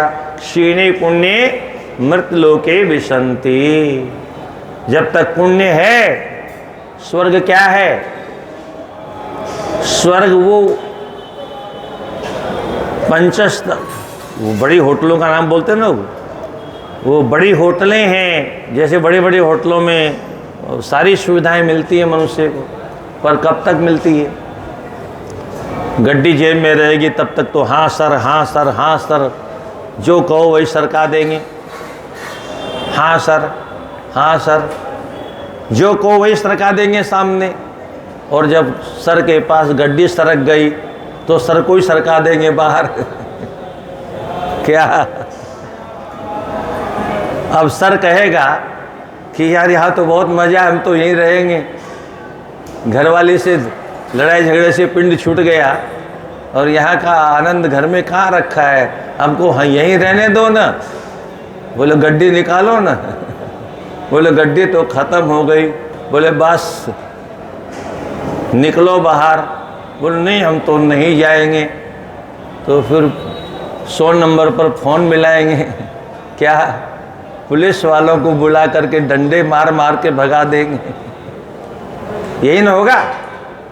ऐसा ही उन लोगों के साथ होता है जो पुण्य की पूंजी लेकर के स्वर्ग चले तो जाते हैं, पर पुण्य की पूंजी जब समाप्त हो जाती है और फिर वहाँ रहने की जिद्द करते हैं और तब डंडे मार करके भगा दिए जाते हैं। और बाकी स्वर्ग कोई बहुत बड़ी चीज़ नहीं। और मैं तो कहता हूँ स्वर्ग में जाने की कभी कल्पना भी नहीं करनी चाहिए। हाँ, क्यों नहीं करनी चाहिए? अरे एक नारी के चक्कर में तो यहाँ परेशान हो रहे हैं, राधे राधे। वहाँ बहुत सी मिल जाएंगी तो फिर क्या करेंगी? है एक के चक्कर में तो जन्म जन्मांतरों से यहाँ भटक रहे हैं। इसलिए स्वर्ग कोई बहुत अच्छी जगह नहीं है। फिर आप कहोगे शास्त्रों में स्वर्ग की बार बार बात आती क्यों है? उसका उत्तर है हमारे पास, सबका उत्तर है। उत्तर क्या है इसका? स्वर्ग की बार बार कल्पना इसलिए की गई, हम पाप कर्म बंद कर दें, अच्छे कर्म करें, किसी तरह से पाप के कर्मों से हम वंचित हो सकें, पाप कर्मों का त्याग कर सकें। लोभ के चक्कर में हमको डाल डाल के स्वर्ग की महिमा बताई जाती है। बाकी स्वर्ग कोई धरती से बहुत अच्छी जगह है। अरे धरती से बहुत गंदी जगह है वो। क्या? यहाँ तो कम से कम भजन भी कर सकते हैं, जप भी कर सकते हैं, तप भी कर सकते हैं, साधना भी कर सकते हैं। वहाँ तो कुछ नहीं कर सकते। वहाँ तो जो कमा के रखा है उसको खा लो।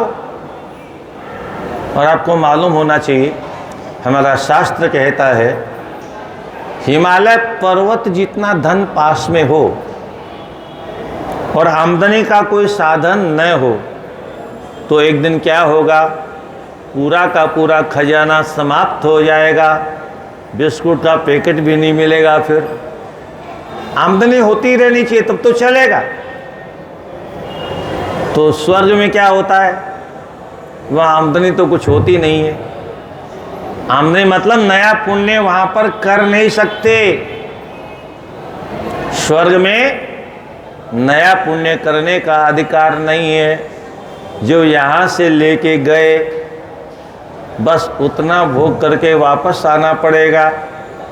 तो स्वर्ग अच्छा है कि धरती अच्छी है जहाँ हम पुण्य का संचय कर सकते हैं? तो फिर स्वर्ग की कामना नहीं करनी चाहिए, वैकुंठनाथ भगवान के धाम की कामना करनी चाहिए।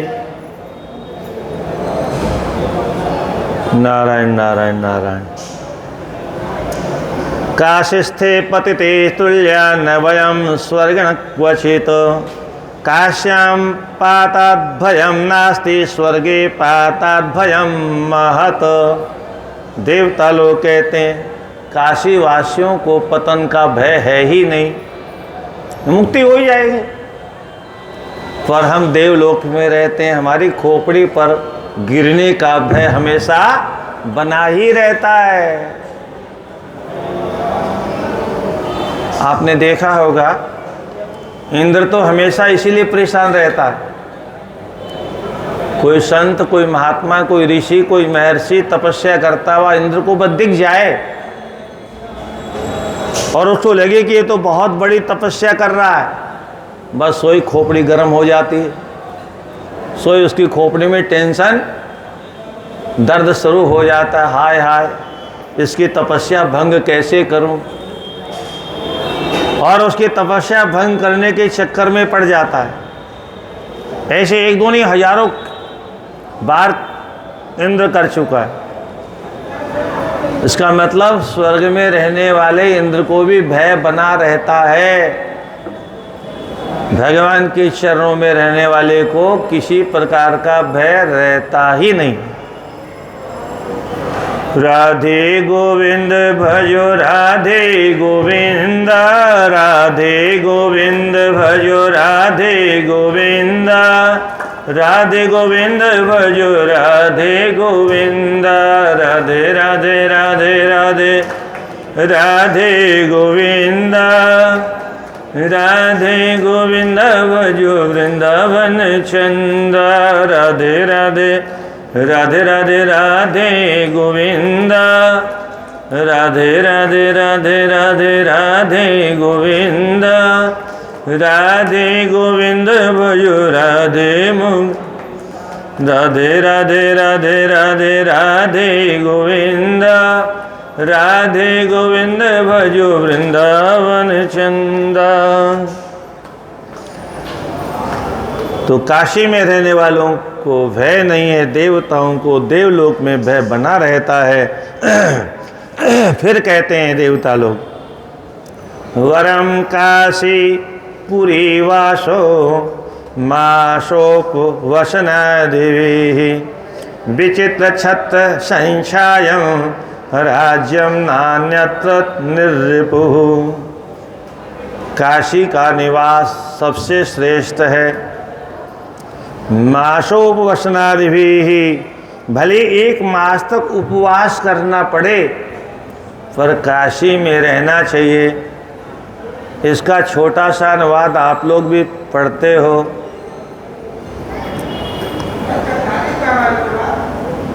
काशी में चना चबेना गंगा जल जो पूरे करतार, काशी कबहू न छाड़िए विश्वनाथ दरबार। अस्तु विचित्र छत्र संछायम राज्यम नान्यत्र निर्रिपुः। ऐसा साम्राज्य और कहाँ मिलेगा जैसा काशी में रहने वालों को मिलता है, जहाँ उनका कोई दुश्मन नहीं है। देवता लोग कहते हैं हमारे तो बहुत दुश्मन है ऊपर में। कभी कोई राक्षस आक्रमण करता है, कभी कोई राक्षस आक्रमण करता है, कभी कोई स्वर्ग छीन लेता है, कभी कोई स्वर्ग छीन लेता है, और देवता लोग बेचारे मारे मारे बिलबिलाते हुए घूमते रहते हैं। कभी शिव जी से प्रार्थना करते हैं बचाओ बचाओ, कभी विष्णु भगवान से प्रार्थना करते हैं बचाओ, कभी ब्रह्मा जी से प्रार्थना करते हैं, और कभी कभी धरती के राजाओं के पास आते हैं हमारी जान बचाओ। तो यहाँ से विविध राजा लोग जाकर के दैत्यों के साथ युद्ध करके दैत्यों को खदेड़ते हैं। महाभारत में तो रजी नाम के राजा का चरित्र आता है। उसके 500 पुत्र थे और दैत्यों ने स्वर्ग से इंद्र को खदेड़ दिया। इंद्र ने परेशान होकर के राजा रजी से प्रार्थना की। रजी ने युद्ध किया जा करके, संक्षेप में बता रहा हूँ, और दैत्यों को खदेड़ दिया और कहा ये तुम्हारा राज्य संभालो। इंद्र ने विचार किया अगर मैं राजगद्दी पर बैठ गया तो प्रहलाद फिर आक्रमण करेगा, फिर राज्य छीन लेगा। तो उसने कहा महाराज आप ही संभालो। रजी ने कहा कोई बात नहीं हम संभाल लेते हैं। अब रजी का समय तो आना था, उनको भी जाना था। रजी चले गए। रजी चले गए तो उसके 500 बेटों ने स्वर्ग पर कब्जा कर लिया। राधे राधे। कुछ दिनों के बाद में इंद्र ने कहा खाली करो। बोले क्या खाली करें? बोले हमारा स्वर्ग खाली करो। बोले क्यों करें? क्या क्यों खाली करें भाई? स्वर्ग तो हमारा और हमारे बाप का, तुमको तो भगा दिया था यहाँ से, तुम्हारा क्या है? ये तो हमारे बाप ने छीन के तुमको दिया था। कल तक हमारे पिताजी राजा थे, आज हम मालिक हैं। इंद्र ने कहा हे भगवान ये क्या हुआ? बृहस्पति जी के पास में गए इंद्र और गुरुदेव कुछ कोई उपाय करो, उपाय करो ताकि हमारा राज्य हमें वापस मिल जाए। ये तो कोई स्वाहा करता है तो आहुति बीच में छीन लेते हैं और हमको तो कुछ मिलता ही नहीं। और तब बृहस्पति ने धर्म विरुद्ध शास्त्र की रचना है, नास्तिक शास्त्र की रचना की, और नास्तिक शास्त्र उनको पढ़ा दिया। अब वो भगवान की निंदा करने लगे, धर्म की निंदा करने लगे, धर्म विरुद्ध आचरण करने लगे, तो धर्म का विरोध करने के कारण स्वर्ग से उनका पतन हो गया और स्वर्ग वापस इंद्र को। तो ये दशा होती है इंद्र की। इसलिए स्वर्ग कोई बहुत अच्छी जगह नहीं है। स्वयं देवता लोग कहते हैं वरम काशी पुरी वासो, काशी का निवास बहुत श्रेष्ठ है, भाग्यशालियों को यहाँ निवास मिलता है। सस्केर मस्के काश्याम यत पदम हेलयाप्यते तत्पदम नाप्यते अन्यत्र योग युक्त्यापि योगिभिः। देवता लोग क्या कहते हैं, ध्यान से सुनिए। देवता लोग कहते हैं काशी में रहने वाले कीट पतंगों को जो सौभाग्य मिलता है वो बाहर वाले बड़े बड़े योगियों को नहीं मिलता है। यम नियम आसन प्राणायाम प्रत्याहार धारणा ध्यान समाधि लगाने वाले बड़े बड़े योगी चाहते तो बहुत है हमारा मोक्ष हो जाए, पर उनका भी पतन हो जाता है। इसलिए काशी में रहने वाले कीट पतंग उन योगियों से श्रेष्ठ है जो काशी से बाहर रह करके नाना प्रकार के साधन करते हैं,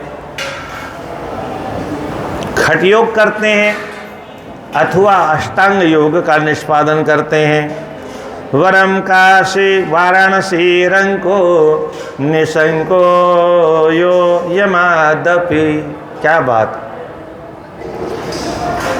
न वयम त्रिदशा येषां गिरितोपि ईदृशी दशा। इस काशी में रहने वाला जो रंक है, जिसके पास एक धेला भी नहीं, वह भी भाग्यशाली है। हम लोग देवलोक में अवश्य रहते हैं, पर हमारी तो ऐसी बुरी दशा है, क्या करें। इसलिए काशी वासियों की महिमा को देवता लोग भी गाते हैं। ब्रह्मणो दिवसाष्टांशे परमेन्द्रं विनश्यति सलोकपालम सारकंश सचंद्रग्रहतारकम।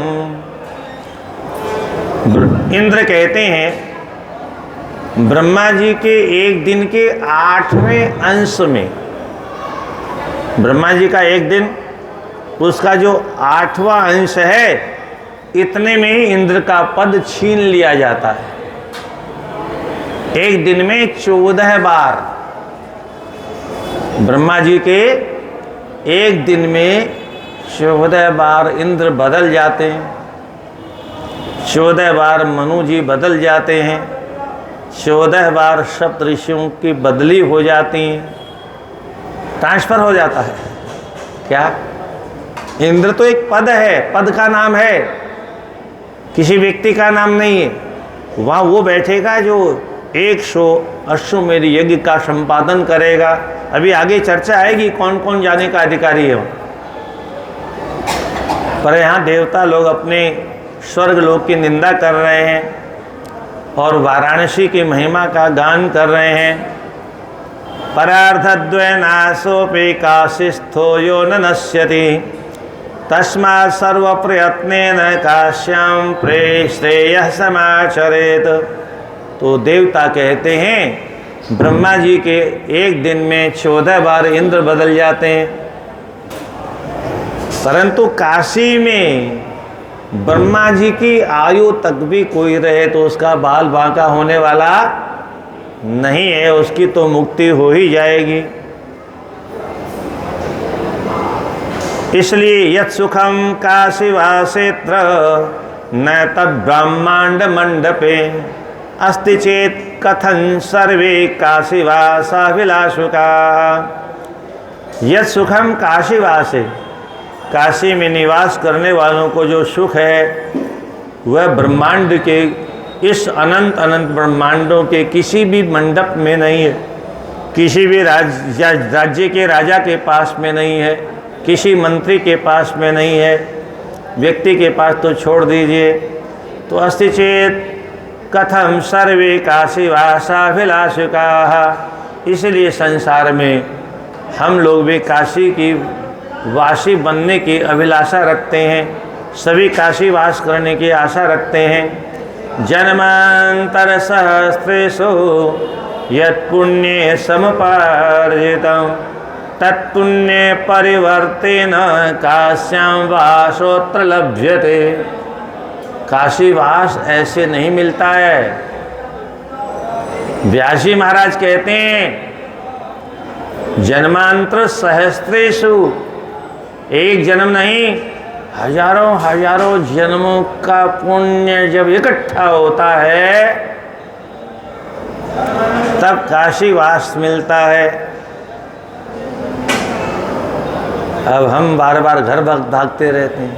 क्या आप कहोगे आप काशी क्यों नहीं रहते हो? बाबूजी कहते हैं यहीं कमरा देते थे, यहीं रहो। तीर्थों में कहीं भी रहिए और एक ही इष्ट देवता का ध्यान रखिए, कल्याण हो जाएगा। हाँ, तीर्थ के बाहर रहने वालों के लिए समस्या है। क्या? अयोध्या, मथुरा, माया, काशी, कांची, अवंतिका, पुरी द्वारावती चेवा सप्तेता मोक्षदायिका, ये 7 पुरियाँ मोक्ष देने वाली पुरी हैं। हालांकि यहाँ पर और भी पुरियाँ मोक्ष देने वाली का नाम आएगा, अभी उसको भी आप सुनेंगे। और ये भी प्रश्न आएगा और ये लोपामुद्रा जी करेंगी कि जब अन्य पुरियाँ मोक्ष दे सकती हैं तो काशी की महिमा फिर है क्यों? क्या फिर क्यों काशी में ही रहा जाए? उसका कारण बताएंगे महर्षि, आप वहीं सुनिएगा। तो यहाँ जन्मांतर सहस्रेषु यत्पुण्य समुपार्जितम, जन्मा हजारों हजारों जन्मों के किए हुए पुण्यों का सुकृत जब एक साथ पूंजीभूत होता है तब काशी में रहने का सौभाग्य मिलता है। और यहाँ पर देहली विनायक हैं, आगे चर्चा आएगी। भगवान ने उनको नियुक्त कर रखा है। हाँ, किस किस को अंदर अंदर आने देना है, किस किस को नहीं आने देना है, ये उनकी ड्यूटी। और वो अपने भगवान ने ड्यूटी पर बैठा रखा है तो कोई लापरवाही करेगा ये तो मतलब ही नहीं है। हैं? काल भैरव डंडा लेकर के स्वयं खड़े हुए हैं, वो डंडा करते ही रहते हैं।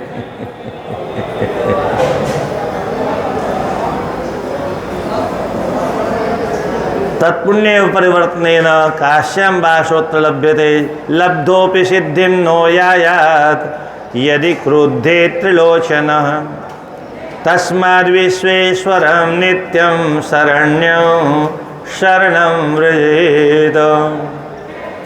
यदि भोलेनाथ नाराज भी हो जाएं, क्रोधित भी हो जाएं, तो बोले हो जाने दो, कोई फर्क नहीं पड़ता है। पर अगर काशीवास मिल गया है तो लब्धोपि सिद्धि नो यायाद, काशीवास मिल गया है तो समझ लो जीवन की सिद्धि मिल गई, अब यहाँ से बाहर नहीं जाना है। पर आप लोग तो यहाँ रहने वाले तो देखते रहते हो कितने लोग आते हैं और फिर कितने लोग भाग जाते हैं। रास्ते में भले मर जाए पर मन में होता है घर जाएंगे। अच्छा, नहीं जाना चाहते तो भी घर वाले, उनको फुर्सत नहीं, 10-5 दिन रहते हैं लोग, सेवा करते हैं और फिर जहाँ देखा कि अब तो दादी को होश आ गया, अब तो ठीक हो गई, खाने पीने लग गई, बोले अब नहीं मरेगी अब आया चालो तो दादी जी रास्ते में चली गई। फिर सूचना आई वापस आ रहे हैं। क्या ये बिना भाग्य के ऐसा हम आप रात दिन देखते रहते। हमने भी यहाँ बहुत दृश्यों का दर्शन किया है। महीने 2-2 महीने 4-4 महीने लोग यहाँ रहे, पर दृढ़ संकल्प होता है। जालन जी की सासू रहती थी यहाँ पर, बेचारी को आग लग गई थी। क्या बहुत कष्ट पाई तो काशी छोड़ी नहीं। गंगा जी में दीप दान करने कार्तिक में गए थे, शादी में आग पकड़ ली, पूरा शरीर, पूरे शरीर में मल्लम लगाई जाती थी। कितने स्वस्थ हो गई बात। संकल्प दृढ़ होना चाहिए, अन्यथा काल भैरव बहुत डंडा लगाते रहते हैं।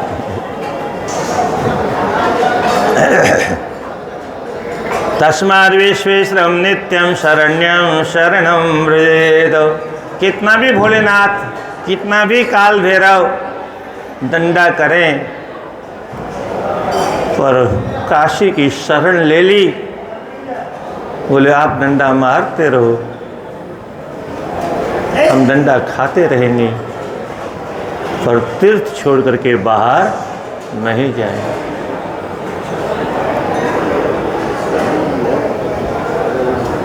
कहाँ जाएंगे? अधिकतर लोग कहते हैं घर जाएंगे। चलिए घर पर बात कर लेते थोड़ी, तो अपने घर जाएंगे। अपना घर कहाँ है? अपना घर है कहाँ है? अपना घर तो हम जानते ही नहीं, हमें पता ही नहीं। जिस मालिक ने मकान बनाया उसके बेटे भी कहते हैं हमारा घर है। अरे तुमने एक ईंट नहीं लगाई क्या? तुमने एक पैसा मकान में लगाया नहीं, तुम्हारा घर हुआ कैसे भाई? कम से कम इतना तो कहो हमारे बाप का घर है। बोले हमारा घर है। पोता भी कहता है हमारा घर है। अरे गजब, अजीब बीमारी है। सुनते सुनते हमने ये दृढ़ निश्चय कर लिया कि हमारा है, और हमको भ्रम हो गया कि हमारा है। हमारे बाप दादों ने बनाया था, वो कहते थे हमारा है, हम कहते हैं हमारा है। और ईमानदारी पूछो तो क्या कहेंगे? शरीर भी मारो, कौन नहीं मारा है? क्या शरीर भी हमारा नहीं है? हमारा क्या है? सब भगवान का है। और वैसे ही बोले हम घर जाएंगे। घर का पता तो कर लो पहले, घर है कहाँ? अच्छा, इस जन्म के पहले भी तो जन्म हुआ था, तब भी कोई घर रहा होगा। कहाँ है वो घर? किसी को याद ही नहीं। अच्छा, किसी को याद आ जाए तो जीना मुश्किल हो जाए। इसलिए भगवान बहुत सावधानी से सृष्टि करते हैं। पूर्व जन्म की किसी को याददाश्त रखने ही नहीं देते। किसी को याद आ जाती है तो फिर वो बड़ी परेशानी हो जाती है। हमारा घर वहाँ है, हमारी पत्नी वहाँ है, हमारा, तो लोग इधर से उधर लेके भागते रहते हैं। अब वो अपनी पत्नी से कहता है ये मेरी पत्नी है। अब वो छोटे से 5 वर्ष का बालक कहता है मेरी पत्नी है। वो कहती क्या गजब की बात कर रहा है। क्यों नहीं याद दिलाते भगवान? हमारे पूर्व जन्म की याददाश्त हमारे पास क्यों नहीं रहती? ये भगवान की बड़ी दयालुता है, बड़ी कृपालुता है। भगवान अगर दयालु नहीं होते तो हमको सबको पूर्व जन्म की याददाश्त बनी रहती, और पूर्व जन्म की याददाश्त अगर बनी रहती तो जीना मुश्किल हो जाता। कैसे? एक उदाहरण देता हूँ। हम चले बाहर, तब तक मिल गई गधैया, और वही हमारी पूर्व जन्म की मम्मी थी। अब क्या करें? उसके पैर छुएं कि नहीं छुएं? माता जी मिल गई भाई।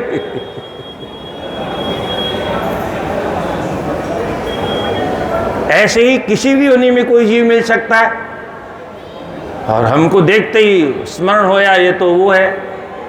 अब क्या करें? बाहर निकलते किसी योनि में किसी को अपनी घरवाली मिल जाए तो घर ले आएगा क्या? भगवान सब जानते हैं क्या क्या परेशानी जीव को आ सकती है, इसलिए पूर्व जन्म की स्मृति देते नहीं। हाँ, कोई कोई जाति स्मर होता है। हमारे यहाँ शास्त्रों में उनको जाति स्मर कहा गया है। जाति स्मर का अर्थ है पूर्व जन्म की स्मृति उनको बनी रहती। किसी पुराने जमाने के ऋषियों को तो खैर जन्म जन्मांतरों का स्मरण बना रहता था। किसी को 2-2, 3-3 जन्मों का स्मरण भी बना रहता था। परंतु पूर्व जन्म का स्मरण बहुत अच्छा नहीं है, क्योंकि जीवन बहुत कष्ट में गुजरता है ऐसे लोगों का जिनका पूर्व जन्म स्मरण होता है। तो चलिए फिर आगे चर्चा करेंगे। हर हर महादेव शंभो काशी विश्वनाथ गंगे। हर हर महादेव शंभो काशी विश्वनाथ गंगे। हर हर महादेव शंभो काशी विश्वनाथ गंगे। हर हर महादेव शंभो काशी विश्वनाथ। नमः पार्वती पतये हर हर महादेव।